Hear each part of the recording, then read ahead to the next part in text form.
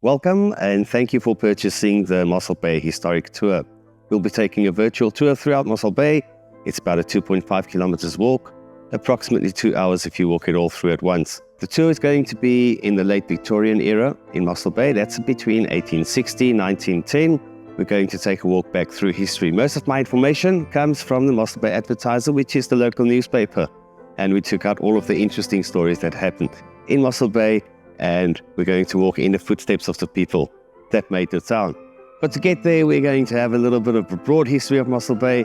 We're going back until 1488 to Bartholomew Diaz. He was the first European to set foot on southern Africa. He came down in 1488. The reason why was because spices were very valuable in Europe, and they needed the spices from India, but they didn't have a sea route, and that's why they sent Bartholomew, is to come and see where's the tip of Africa.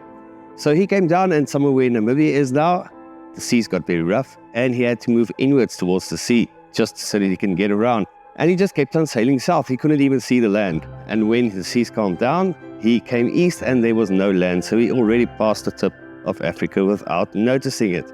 And when he realized that, he came north, and this is where he landed, Santos Bay in Mossel Bay, 1488. He docked right here. Then there was not so much of the sand, but just rocks with a lot of mussels on them, and that's where the name Mossel Bay comes from. There's a little water fountain down there, and that was their freshwater point. And all of the ships from then on stopped here because of the water. He didn't finish to India. He turned around shortly after, and Vasco da Gama came around in 1497 and finished the route to India. In 1501, Petro da Teide, he came back from India's side, and he discovered that one of the forts at Malacca was run over, everybody was killed. And he had to warn the next guy, listen, don't go to Malacca, they'll kill you. So he had to give a message to the next sailor coming past. And he left a letter in the shoe, in a tree, which we now call the post office tree, warning the next guy not to go to Malacca. And the guy who received it was Admiral Chaudenova. He received the message, and he just gave Malacca a skip. We can still see the post office tree today. You can even leave a postcard there, and you can give a message to your loved ones, and it'll get a stamp saying it comes from the post office tree.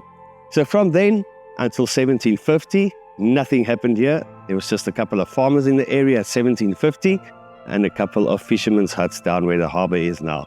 The problem that the farmers had was they couldn't see a ship when the ship comes in, and they had to trade.